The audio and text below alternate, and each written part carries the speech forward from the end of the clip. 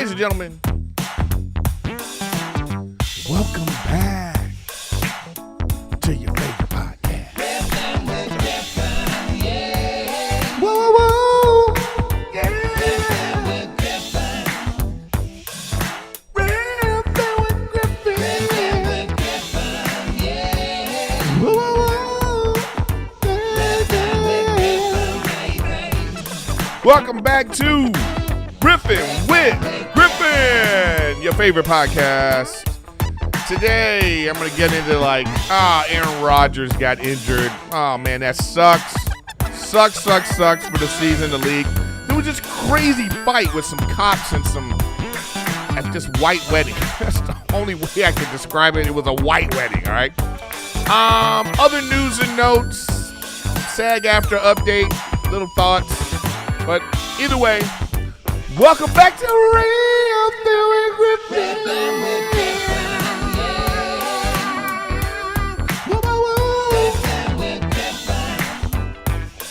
Griffin. What's up, y'all? Welcome back to Riffin with Griffin. Riffin with Griffin. It's me, Erik Griffin, your star. It's a comedy podcast sometimes. Sometimes I'm serious. Sometimes I'm not. But I'm always 100% me, authentic, off the cuff. Wednesdays live every week. Thanks for being here. If this is your first time, that's what it's about. If you're a long-time listener, you know what it's about. Thank you for coming back. I appreciate you. All right, so what we got here? Make sure you subscribe. You know, if you hit the subscribe button right now and you hit the like button, you hit the notifications button, you know when I'm going to go live on Wednesdays. I wish it was more consistent, but, life gets in the way. You know, that's what we do it live. I'm on Twitch all the time, so come check me out, game. You want to see some old man gaming? Come check me out there. And you could be a subscriber there. You could be a YouTube member. If you just want to, support the show and keep the thing going, you can also do that also on Patreon. I appreciate you guys for, all the ones that have done that. I appreciate that. Appreciate you. So, anyways, welcome back to Riffin with Griffin. We are here once again. You know how it goes. You know what I mean? Why doesn't this ever? There we go. And also, thanks for everybody that's listening. The people that listen on all the ways you can listen to the podcast. I also appreciate that. That is helpful too. I like to get to my question and answer stuff. I like all the comments. And if you got something in chat live right now, I just put that Q&A up right there, so you can always write something there. I may or may not get to it, but it is what it is. So, yeah, welcome back to Riffin with Griffin. Oh, man, what's going on? We got a big, actually today, we got a big 20-week body scan. They zoom in on the baby in this 3D, 4D, whatever they call it, machine. And that's when we find out, it's actually, if I'm being 100 with you, it makes me a little nervous because it's you have this big 14-week appointment and they're looking at the nose and the spine and they're saying hey, everything looks good, everything's fine. And then you look up well, what happens at the 20-week appointment? That's a more intense appointment. So, it's you think everything's fine, but then they're telling you that 20-week appointment, actually, this is where they really find stuff. And you're just what? It's you just think having a kid is like the movies, they get a pee stick and then 9 months later, it's a beautiful, healthy 6-month-old baby pops out and, you know what I mean? It's but, fingers crossed, everybody, knock on wood. So there's that. That's what's going on there. Yeah, man, I've just been super busy, So I'm one of the lucky ones that I'm on a independent movie production that's about to start. We got the waiver to work, so as you guys know, all that stuff that is going on with I got some eye boogers going on. All that stuff that's going on with the SAG strike, and I don't know if there's any end in sight. So I got that going on. Lucky me, right? Yeah, man. It's and then I tweeted something about the SAG strike a few days ago because I was just thinking about this as I was talking about it, even on the podcast last week. I was thinking that there's 160,000 SAG members, right? I would venture to say that every SAG member probably pays around $50 to $75 a month on streaming services. Netflix, Hulu, Paramount Plus, Peacock, Disney, the Disney, Hulu, ESPN bundle, whatever streaming services that you might have, Apple TV, all the streaming services that we pay for. I bet you the whole entire union is paying $50 to $75 a month, which is equivalent to around $7 to $10 million a month. It's just, I don't know what we're doing. Like, the only thing that's going to make these people come to the table is a loss of revenue. No one is not subscribing to their Netflix anymore for actors. No one's doing it. It's not like 50 million people are like, oh, wow, this is what you're doing to our favorite actors and shows. We're going to cancel our subscriptions. If that happens, they will come to the table. A deal will be made. But if the unions themselves, we're not even willing to do that, to stop our subscriptions, to make them lose, and then let's count the writers union in too. I mean, between the writers union, the actors union, maybe even the other unions for the makeup artists and all those people. What if that is equivalent to $20 million a month? A month. If we all shut that down, or maybe we all put that money into a pot to help people pay their bills that are in need, so we could keep the strike going. I don't know what the answer is. I wasn't voted president, right? I don't know, but it just seems like that's a better. You want to strike them? It's better to not. We're still giving them money. It's just weird. It's a weird thing. You know what I mean? It's just freaking weird. All right. Let's go to the comments. This week's comments.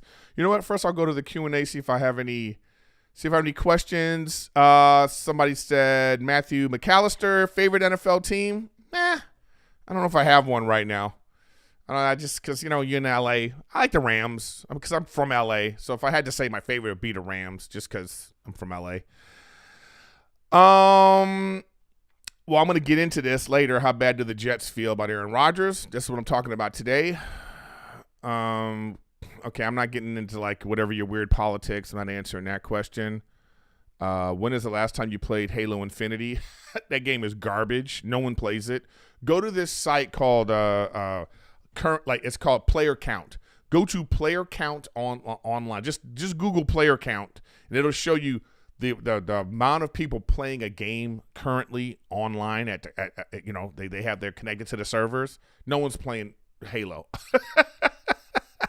Not enough people. What a complete and utter disaster. All right, let's go to the comments. Let's go to the comment section, baby. Of course, there's always a funny troll comment, and this one's a good one. Asha L Mighty 09. So I had my Captain America shirt on last week, and this guy goes, Captain America's looking a little rough. Okay, that's you know what I mean? All right. There wasn't really a lot of good comments this week. Somebody was trying to Mr. Potato Head 161. I don't know if that's a troll. I don't know what that is, but whatever.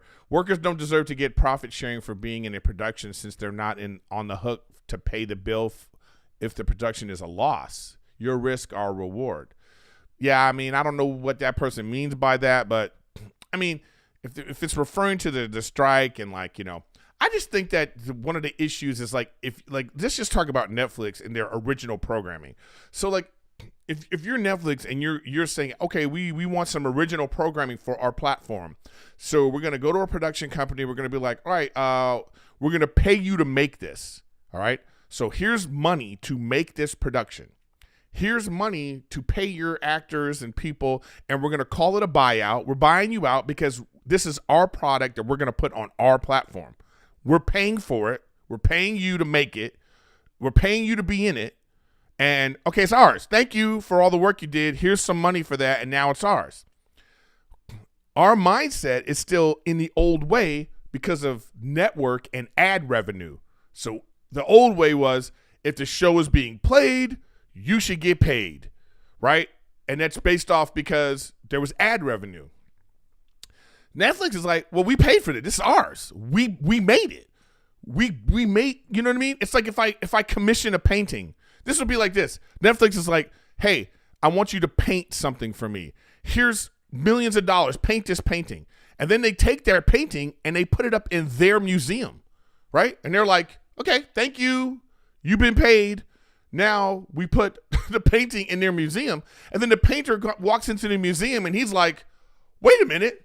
You're charging people to look at this painting. And then Netflix is like, yeah, we paid you for it. We already paid you to make it. Thank you. Okay, do you want to look at it? Because there's a ticket booth that you can pay for to come inside this museum. This idea that you made the painting, you got paid to make the painting, and now the painting's sitting in the museum, and you walk into the museum and you're like, well, how come everybody is paying to see this? I should get a little bit of that money. No. I mean, I'm just saying that's their perspective. I mean, that's how it goes for anything. If you own a business and let's say you like pay a graphic designer and you go, hey, can you make a logo for me? You pay the person for the logo. Now the logo, you use it. And then people are paying, like, say, for your OnlyFans or Patreon or something like that. And then that logo person comes and goes, hold on a second. You're making money off my logo? I should get paid. It's like, no, I paid you for that. You know what I mean? That's the other perspective. I mean, I don't know. Sometimes it's like, I don't get it. Again, like I said last week, the business has changed and we haven't changed with it. So I don't know. Dylan Merle Gray said, right now, no one is asking people to boycott the streaming service to start a campaign. I mean, yeah, that's exactly it. But it's like, I don't know, man, because it's like, we just want them to like come to the table and with a fair deal. We don't want people to stop watching because we're going to need those people once the deal is cut. It's very nuanced, you know? Very nuanced. David Ernon, whatever. Just fucking stupid names, guys. Just have your goddamn name, okay? All right. I watched The Flash for a second time the other day, mainly because Flash is my favorite superhero since I was a kid. It's bad, but I enjoyed it second time. Probably won't ever watch it again, though. Love the podcast, Eric. Great as always. You know what? I actually watched it on a plane the other day. It's still terrible. But like, if I would have just watched it on the plane, not pay for it in the theater, I probably would have been like, okay, you know, like if it was like how they do like Marvel shows on Disney, if DC had their own version of that and that movie was on it, I'd be like, all right, that was okay, you know. But like to like get in my car, go to a movie theater, pay that amount of money and sitting there with the expectations of that, disappointing. But I get what you're saying, you know. So thanks for being here. All right, that's enough comments for today, you know. Oh, Janine's back. Oh, I just saw this. Oh, she was like hurting about Aaron Rodgers. Yeah, I'm about to get into that. Let me just check the questions one more time because I think I got some more of them. Let's see here what we got here. No, there's no more of those. Okay, we're done with that. All right. So thank you very much for the super chats and all that. I mean, you guys help support the show when you guys do that. So I do appreciate that. So, all right, let's see what's going on today. Yeah, so we should probably just get right into it, huh? Just get right into it, man. Aaron Rodgers, you know, damn. So I will say this, starting for the new NFL season, I don't want to say it was disappointing, right? Maybe that's too strong. Maybe that's too strong of a word. But I kind of felt a little let down. you know what I mean? I kind of felt a little let down for the opening of the season. I think a lot of teams didn't live up to the hype that they started with, right? So I don't understand. You go to this. They have this thing. You go to this NFL site, and it's just like, okay, here we go. Finally, Jesus Christ, man. Okay, here we go. So some of these scores, you had a lot of hype for this season. I mean, especially in the AFC. The AFC seemed to have a ton of teams that have potential to win the Super Bowl. Tons of teams, man. The Chiefs, the Bengals, the Browns, the Ravens, right? The Jaguars. Then you had these like fringe teams like the Steelers, where the Broncos going to be back in the mix. You had you got the Chargers, the Dolphins. That's 9 teams. Only 6 or 7 make the playoffs, and the Jets. You're talking like in the AFC. I think this is the first time legit you had over like usually in the NFL, like you go, oh, that's the best team, that they are the Super Bowl favorites. You have so many teams preseason that looked like they all had a chance to win the Super Bowl. Like they legit shot. And the NFL's like that anyway. There's always a team that just comes out of nowhere, right? But the Jets were one of these teams that you thought, oh man, this is it. Is this it for the Jets? Do they finally have like not just they have a great team and there's hope, but there's expectations for them to go far in the playoffs for like, just like Tom Brady did with Tampa, just like Matthew Stafford did with the Rams. You thought, is Aaron Rodgers going to bring his 4-time MVP, Super Bowl winning self to the Jets, change that culture and go? And it looked like it was going to happen with the Hard Knocks. And then like, oh man, Rodgers comes out on the field. The place is going bananas. He's got this like youthful look on his face. He's been a diva for the last 5-6 years in Green Bay, right? He doesn't show up to mini camp. He's always, doing this weird stuff in the press, and he's like all these weird demands, and now he's with the Jets. He shows up to mini camp. He's chilling with the young players. He's got this like look on his face, like he wants to get back at the world. Like, oh, I'm gonna show you Green Bay. Oh, I'm gonna show the world I still got it. I'm gonna show everybody I'm one of the best quarterbacks ever. 4 plays into the season-ending injury, Achilles tear. And it was such a fluke. Like, what a fluke injury. Like, it didn't even look like I was just talking. I see somebody in the chat. I was only talking about the AFC. The NFC has teams too. I'm just saying in the AFC, there were like 10 teams in the AFC that have a chance to win the Super Bowl is what I'm saying. NFC is a whole other story. But anyways, so 4 plays into Aaron Rodgers' season, at 39 years old, he tears his Achilles. And it just looked like a routine sack, right? It just looked routine. But this is what happens when somebody's 39 years old trying to play football. Like what Tom Brady did was just, if you think about it now, amazing that he didn't get hurt. But you have to like take care of your body in a way that is like even more than like like Aaron Rodgers was he was in great shape. You saw on the Hard Knocks, people that are around him, they're all talking about how great he looked and how, what he was doing for his body and all that. But it's like, damn, a routine sack and you're out for the season. And you know what? In my opinion, that's it. This is it for Aaron Rodgers. That's it. He's 39.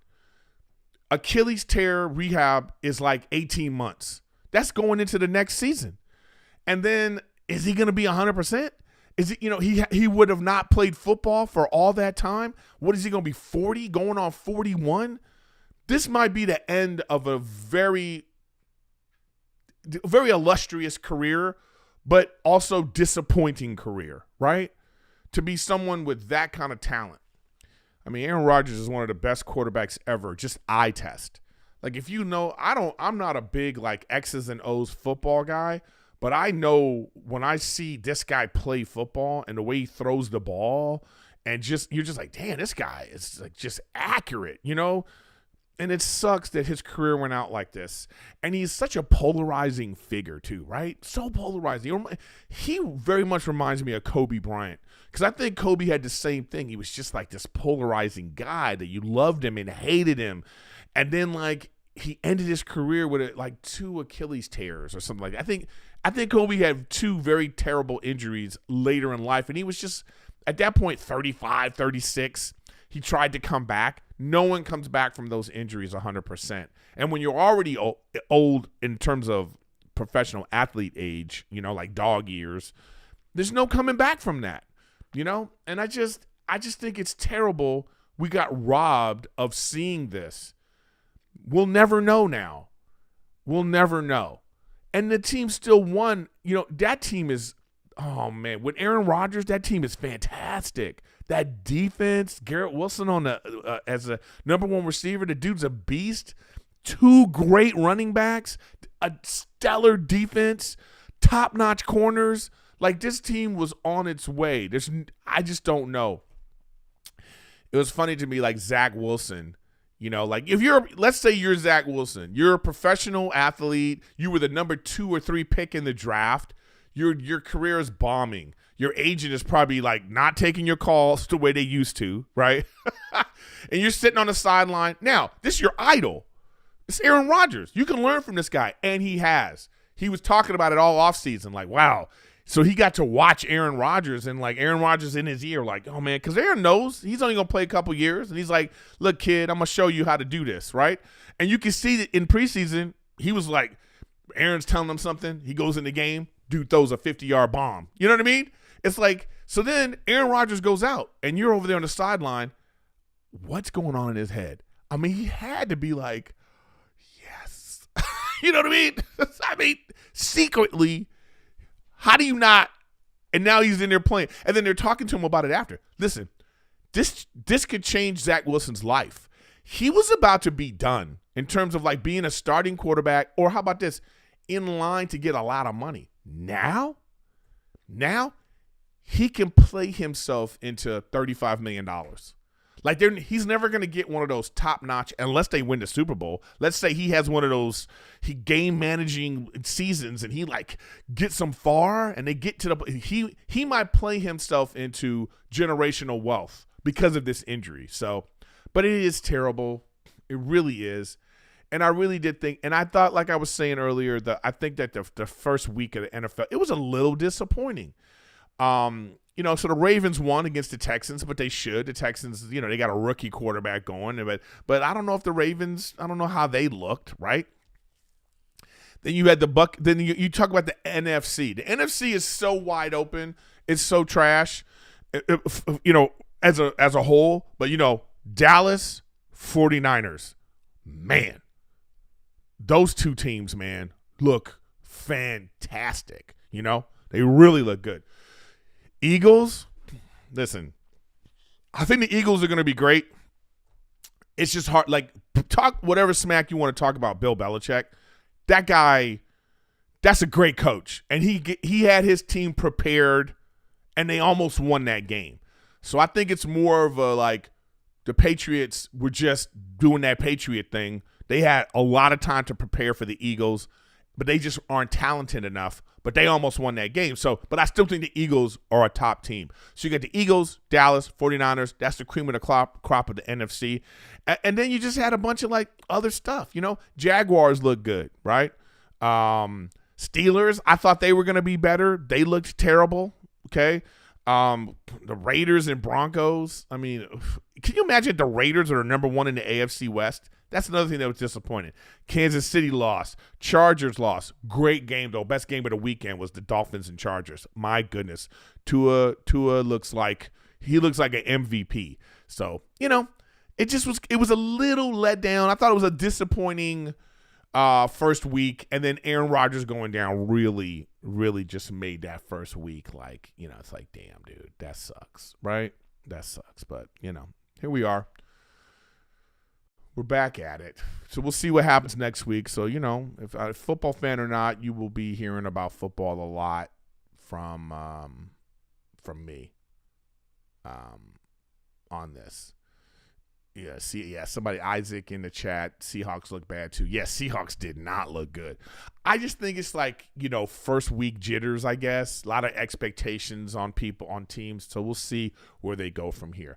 All right, guys, for the rest of the episode, I got a lot of internet stories I wanted to get into. I got a lot of like, it was just like one of those weeks where there was just a lot of like, stories that just caught my eye when I was like, hey, I want to talk about this. First up, McDonald's plans to remove self-service soda machines over theft and hygiene concerns. I mean, what? First of all, when you go into a fast food restaurant or any restaurant and they got a self-service soda machine, this is how I do it. I go, hey, can I have a cup for some water?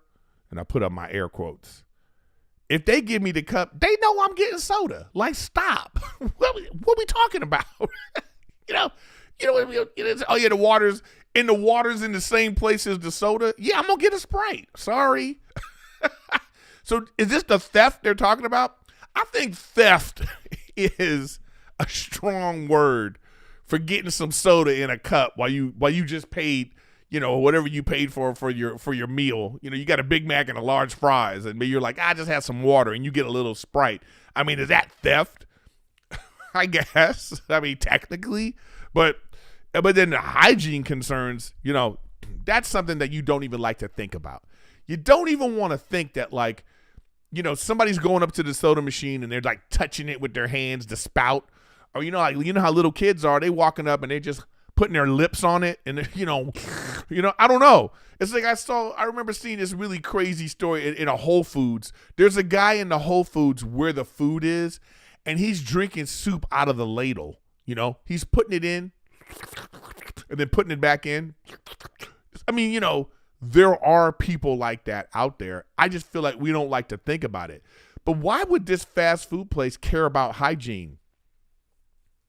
If we really think about it, like, are they going over there wiping the place down regularly? You go to a movie, especially you go to a movie theater and then like you go get your soda thing. You go over to the soda area. It's a mess. Who knows what's going on here?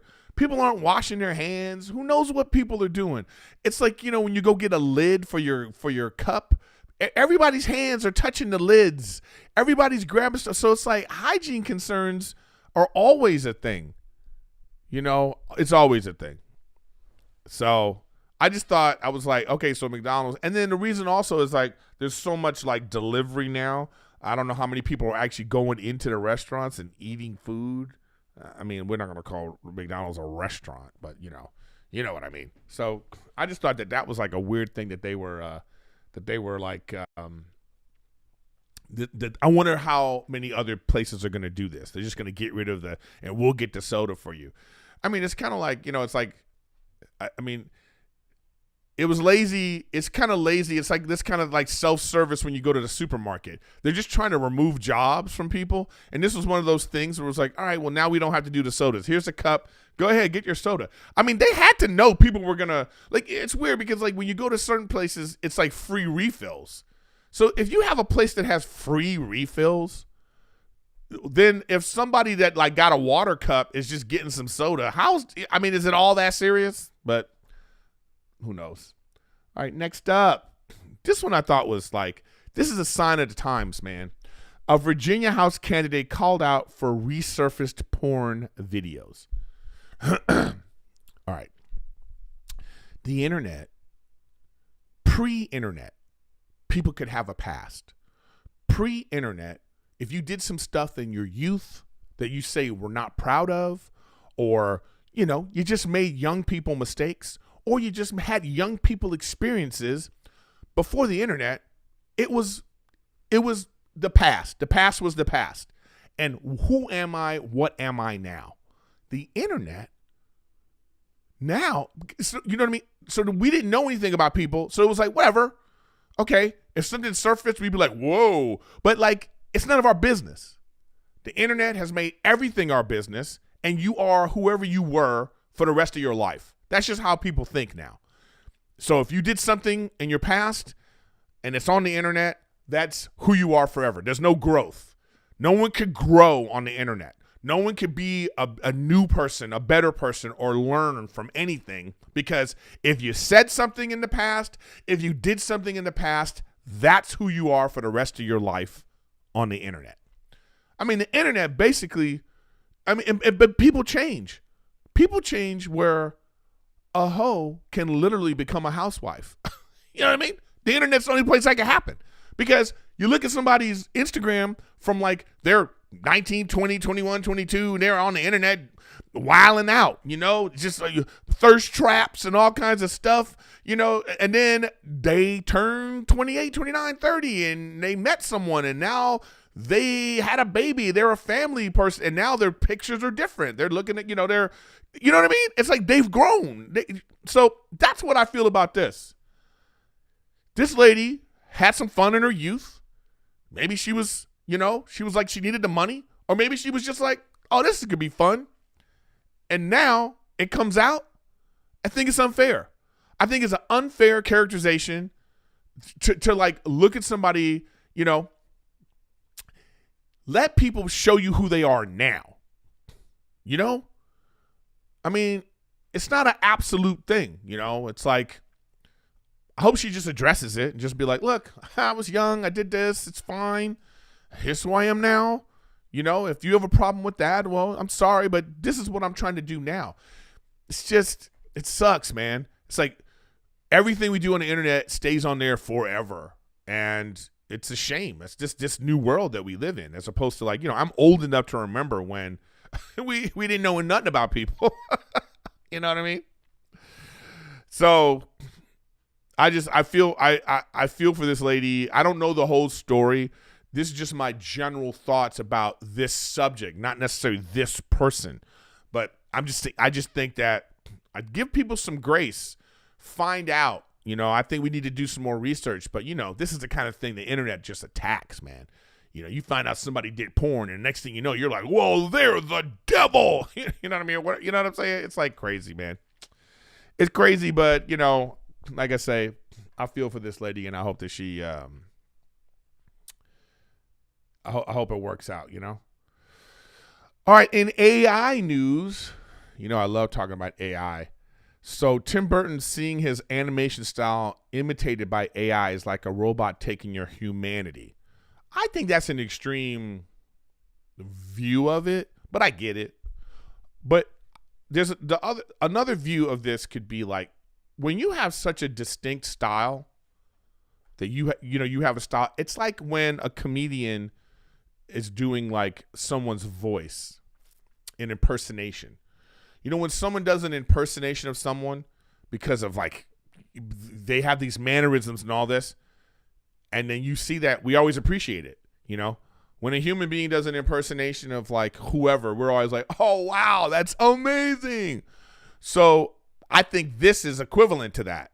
I think that the AI is just, it looks, here's the style that this guy has, and they're going to make it like that. I don't know. I think that we're afraid, we really are afraid of AI. We don't know what to think of it.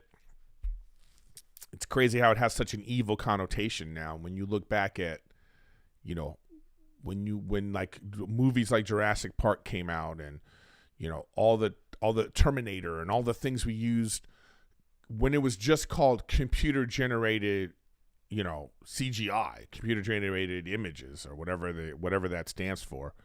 Everything was like, whoa, the CGI is great in this. I mean, every movie, superhero movie and everything, that's CGI. Lord of the Rings had these huge battle scenes. It's CGI, and we were fine with it. We were like, okay, well, this is how you make a big scene like that so we can get enjoyment. Now, switch it. Now it's like, it's evolved to AI. It's helping generate these things. Now, all of a sudden, we're like, oh my God, this is evil. This was the natural progression, and we like it. We want to see dinosaurs that look like real dinosaurs. We don't want to see animatronics. We don't like none of that. We like the idea that our imagination can be put on screen. That's why we like the movies that we like. Action movies, sci-fi movies. We want to see an alien really look like an alien, and we'll be like, wow, we really can't suspend our disbelief. This is like another universe we're in right now. And now we're saying, well, hold on a second. We don't want that universe taking over our universe. So it's like we're at a weird crossroads with AI, especially in entertainment. And then we have a sort of this kind of feeling about it where you have someone like Tim Burton who's like, a robot is taking your humanity. You're like, oh man, I know how he feels. I know what he means. But we have to find a way to like integrate this in a safe way. I mean, who knows where it's going to go from here, man? It's so crazy. It is so crazy. So we will see where it goes from here. Right, guys? Strange. But I thought that was like a really good, I thought that was like, this is like, Tim Burton is like voicing how a lot of people feel about AI. Even though it's a tool that I think 10 years ago, if that tool was available in a way, they would use it and be like, wow, look how great this is. So I don't know. It's a weird thing. I don't know where we're going with it, man, but we'll see. Okay, so I saw this story.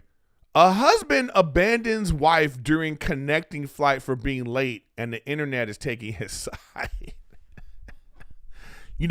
This is about like, how are you in your relationship? Let's say I'm going to a show. Let's say Rachel's traveling with me, and we are going to a show. She's coming with me, and I got to get to my show. Let's say it's a theater gig. It's one night. There's a connecting flight. The flight already lands from the east. Let's say I'm coming from the west coast to the east coast. It's like it was a 9 a.m. flight, but by the time I get there, it's going to be 4. The show's at 8. I got to get this flight. She's dilly-dallying at the store. She might be like, well, I'm going to I go, babe, we got to catch this flight. All right? We can't miss this flight. And she off, doing stuff in the airport. I might leave her. You know what I mean? I got to get on the flight. You get on the flight. You're like, okay, I hope she comes. You're waiting. And then, at the gate, maybe they even called. Rachel Griffin, you need to come to the gate 75. Rachel Griffin, last call. You're like, I got to get on. It's just, but, you're going to get in trouble. But is it justified? But it's like, it's different. But here's the thing, though. This is why it's nuanced. It's case by case. Let's say every time I go someplace with Rachel, she always almost missing the flight.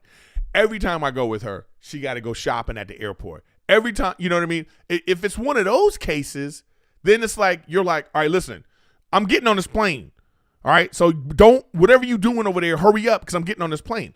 But if that never happens, if that's not a normal thing, and this is a responsible person that you trust, your spouse or whoever it is, and then they're not showing up, I'm not getting on the plane because I'm going to be like, where's my wife? You're going to be like, something's up, and you're going to go find out. So you need more information in this situation. But if you're texting your wife and you're like, hey, babe, the flight's boarding, and she's like, I know, just give me a second. I'm at the duty free, okay, and I'm trying to decide what makeup I want to buy from this, or there's some like alcohol, or there's some whatever. She's like, you know what they have at the duty free. I don't know. She's like browsing at the airport shops. That's different. Yeah, you leave that chick. Bye. Catch the next flight because I got to go to my show or wherever you're going. I mean, it's like, I'm not saying I would do that now because first we wouldn't be traveling. I'm not talking about pregnant Rachel. I'm just saying. It's like, it really depends on, I hate when like these kind of stories come up because it nothing's absolute. This is a case by case. What is going on in your situation, right? So it's like, I don't know. I just like, would you leave your wife? What would you guys do? You guys tell me in the chat. Tell me in the comments section. Tell me about your personal relationship.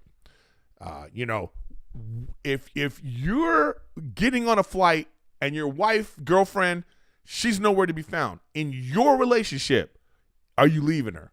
Let me know. Oops. Let's see. All right. Next story from one of my favorite sites, Puberty. You got to follow them. Guys, Australia wants to enforce a curfew on cats. Cats kill 2 billion animals in Australia every year. You know what I'm starting to think about cats? Maybe cats aren't pets. Like, how many times are we going to hear stories about cats eating their owners? How many videos are we going to watch of cats, like, attacking dogs? When I was a kid, you used to think the dog was like, they always had, like, the dog chasing the cat in the movies, in the cartoons. So you always thought, like, dogs were like, no, man, dogs get punked by cats all the time. Just search the internet. It's crazy. I don't think cats are pets. Here's the thing. I think cats are just the little people of the cat world. So you have like a tiger. Is a tiger a pet? No. This is a fierce-ass beast. Cats might just be like the dwarf version, and we're treating them like, oh, because they're little, we're like, oh, they can't. No. But you need to know, like, in the human world, dude, I have friends who are like little dudes like that. They're cool people. They bosses. They do just what anybody else does. You know what I mean? It's like we don't treat them different. Like they're not us. Yeah. I think we've been treating cats the wrong way. I think that these cats we have in the house, they're just like, oh man, if I was 60 pounds heavier, I'd be running stuff. Maybe I don't think when you have like a little, like, let's say this, let me give you an example of something. So you have like a house cat that looks like a jaguar. Like if you added 100 pounds to this animal, it would be a wild beast, and you couldn't have it in your house. You shouldn't. Get some wild ass animal, right? And cats seem to act the same way. They're just little.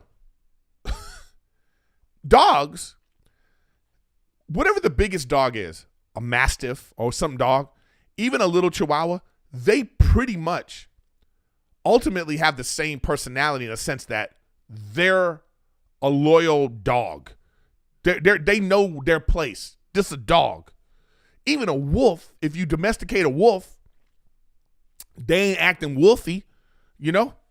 They just, it's like, but then you have like a wolf, let's say they're still the same size as dogs. Like they're you know, it's just the wolf is out in the wilderness. But you've seen people who have wolves, or you have like a half wolf, half something. And no matter what size the dog is, they pretty much are a dog. If there was like, we have a dog, and then there was like a hippopotamus-sized dog, would it completely act differently than this size dog? I don't know. Well, I'm just saying, I don't think cats are pets. I don't think cats are pets, man. I think we've been messing around. Because that's why in Australia, these cats are out here murdering stuff. Maybe we need to, like, let cats free. I don't know, because how many times are we going to hear a story about a cat doing this?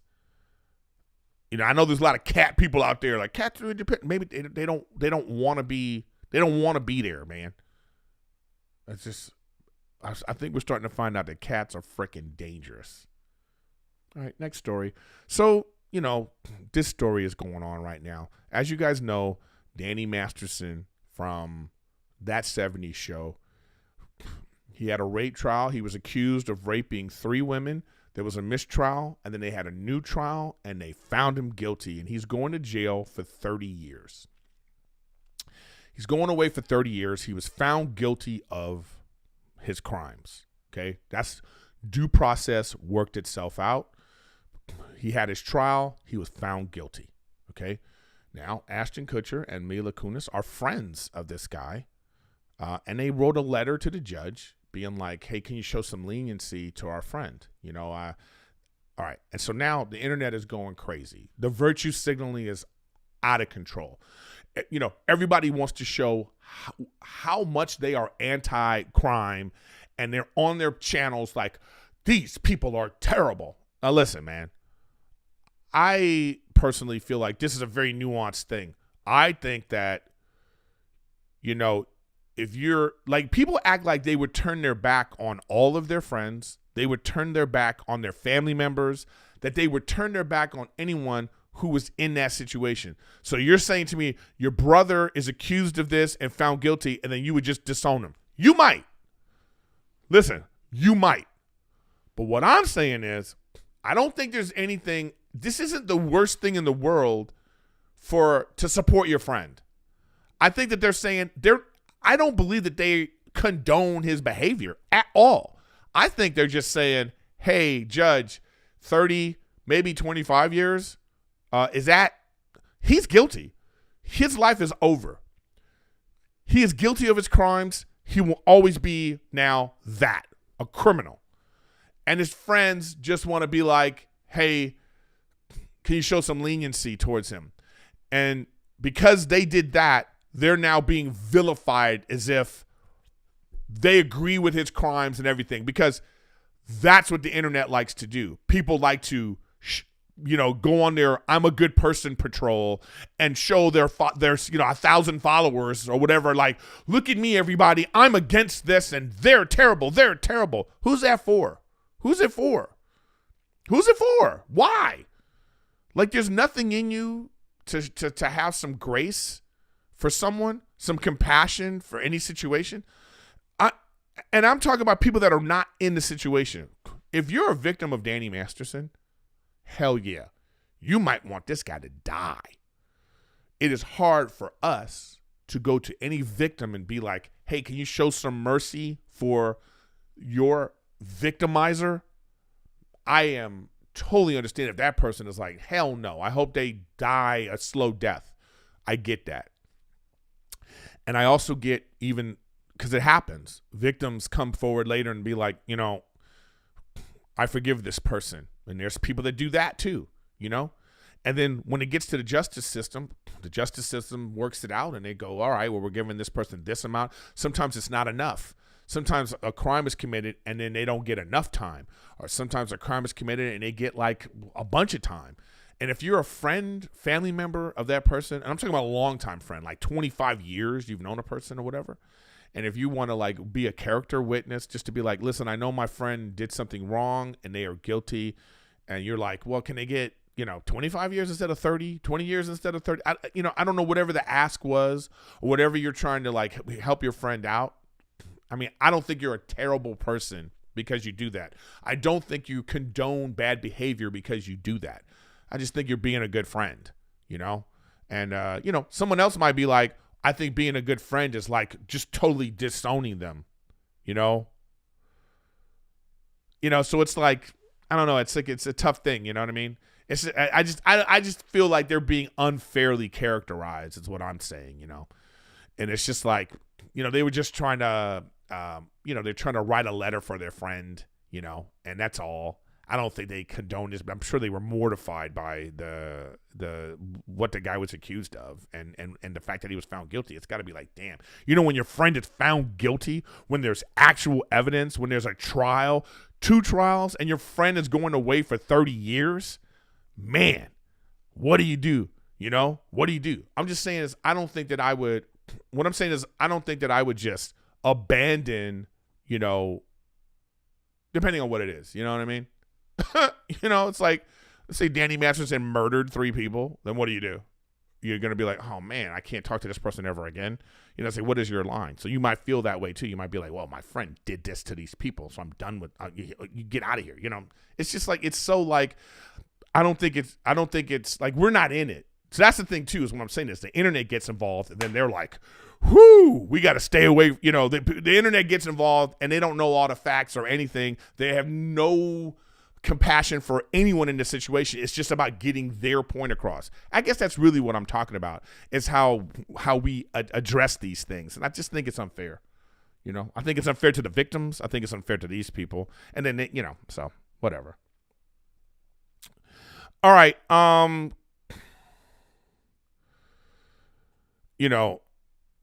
It's Yeah, I see people in the chat going in about this. They like somebody said they described him as an outstanding older brother figure and dedicated, loyal husband and an excellent role model.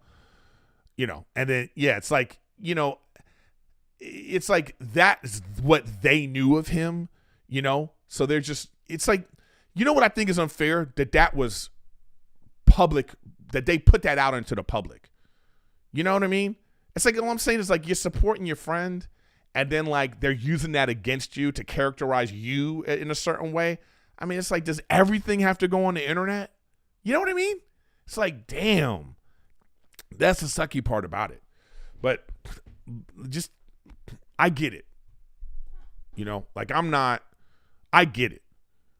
I get like, if you're someone who is like, this is terrible, because you don't want, like, not everybody wants to look at things, say like a judge has to look at things, like a lawyer has to look at things. You have to spread everything out and you have to find the nuance of everything that you're looking at. Most people are just like black and white. Most people are just like, that guy's evil and no one should talk to him ever again. I understand that feeling. And then I can also understand the other.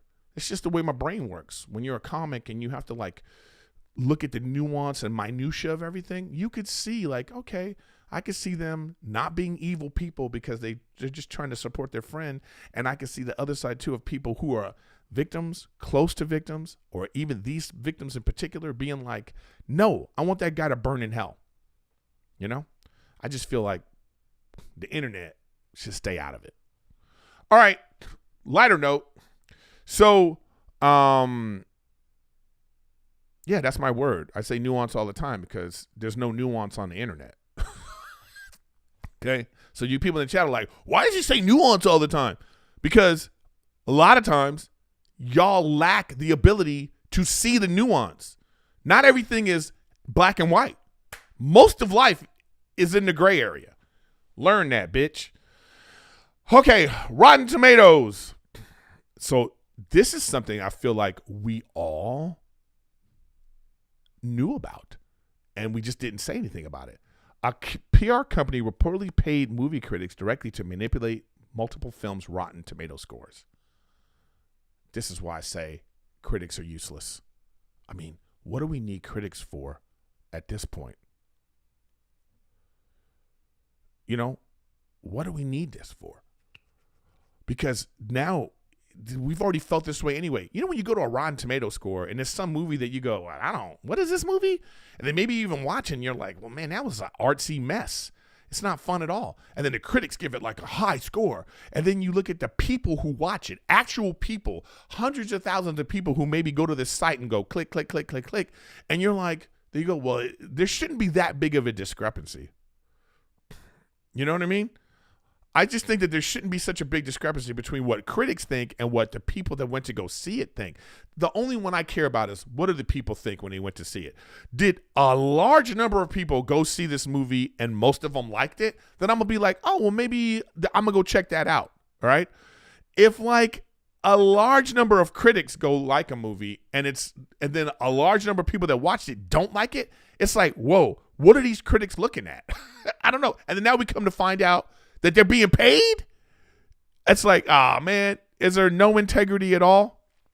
No integrity at all, man. So that's crazy. All right. Where are we at, y'all? Let's see. All right. So, man, we got to go. Man, I'm almost out of time. All right. I did want to go into this. Like, I saw this. Did you guys see this cop fight on Twitter? Did you see this? So, okay. So apparently, there's a wedding, right? There's this wedding, and wait, let me see. How do I press play on this? I hope it's not messing up. Maybe I won't play the sound because I don't know if the sound is messing up. Sometimes the sound messes up. So anyway, the cops get called to this fight, right? And now these guys. These guys are fighting the cops, okay? And see the girl in the red? She kicks the cop in the balls. She's tried to kick the cop in the balls 3 times. That girl right there gets knocked out. She gets knocked out, okay? Now, when you see this video, first of all, no respect for law enforcement at all in this video. None. There's like no respect. So the cops come to break up. So a guy was trying to get into this place, and then the security had tried to stop him. They had to call the police. Everybody's drunk, acting crazy, and now the cops. All right, so you see that video, and you know the internet is going crazy. Well, they got more details, and they got more angles of the thing. Turns out this girl in red, she is continuously trying to hit the cops in the balls. She won't stop. She won't stop. She's touching the cops. The cops like, hey, man, get off me. And this guy said, hey, man, you move back. After the third kick in the balls, he's like, bitch. Right? Okay. All right. Now, then this other girl gets knocked out. So, at first, the internet is just going to go crazy, right? The cops hit a woman. Oh, my God. The cops hit a woman. The woman got hit. Then they show this other video. Check this out now. So this is the chick that got knocked the hell out, okay? So here's another angle. The woman in black is going for the cop's gun. She is literally reaching for the cop's gun. Okay, look at her. And the cop's like, no, you can't have this gun. Okay? Okay, look at this. Look at this again. So now this guy's going crazy. You knocked my girl out. He is just like, I can't believe this. And here it is again. She goes for the cop's gun.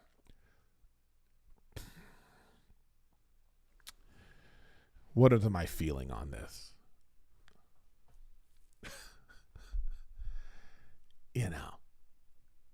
I believe in this situation, and as being a person of color, I'm not going to sit here and lie like I've had like terrible interactions with the police, because I haven't.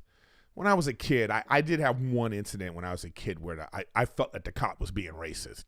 It was just a situation. I'm at a dance. It's like I went to a boys' school. We go to the girls' school, dance. Everybody's standing outside. And this cop walked through the whole crowd, came over to me and my friends, who were the only guys around that were like not white. And they were like, what are you doing here? And I was like, what? We're here for the dance. You know what I mean? It was like, I was like, whoa. So, but other than that, and that was freaking 40 years ago or however, 35 years ago, whatever it is, right? Times have changed. So I'm not going to, but to me, these cops showed unbelievable restraint. Like, this could have gone, and we've seen it on the news. This situation could have gone, listen, if this was a black party and the cops came and a black woman was reaching for the cop's gun, first of all, I don't even think it would have gotten that far. The cops are trying to get there. They're going, okay, stop. Everybody back up. And then this drunk girl is trying to kick him in the balls 3 times. The fact that it got to 3 times is like, what are we doing? I mean, like when you see this, what I love about this video and the footage that they have is everybody has to shut up. All the people who are like, oh, the cop hit a woman. And then it comes out, she tried to grab his gun. So if she would have got the gun out, what was she going to do? Is she going to shoot people? Then what? Right? So it's like, it's so nuanced. Because it's like the cops did a terrible job getting this situation in order. The people there have zero respect for law enforcement, zero respect. And how do you fix this situation at that point? Hands needed to be thrown. Hands needed to be thrown. And when you now see this footage, like, I don't want to, like, it's like, I don't want to hear you, Like, it's like, it's like, like I said, the internet gets a hold of things and, they got a virtue signal on their channels and they got to be like, oh, look at this. This is terrible. I can't believe that this happened. And then they're like, oops, she was going for the cop's gun. This is one of those you know. Like you're a misogynistic pig if you go, somebody says, you never hit a woman, right? That's what they say. You never hit a woman. Never? Like Bill Burr's joke? Never? Never? It's just like, you know what I mean? I just think that this is like one of those weird ass, you know what I mean? This is just one of those weird ass freaking this is when film everything situation. I'm glad they got the video footage of this because this is like it's so crazy.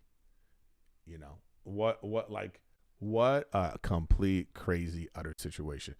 Man, I've gone over an hour. Wow, that's crazy. What time is it? 11:45. I gotta go, guys. I got business I need to take care of. I had some other things I wanted to talk about too, but we'll get into that next time. Guys, I want to thank you for watching Riffin with Griffin. You know, it's all nuanced. Today's word of the day, nuanced, right? So, again, make sure you subscribe to the channel. That helps, if you want to be a YouTube member, if you want to, if you want to support the channel, you're more than happy.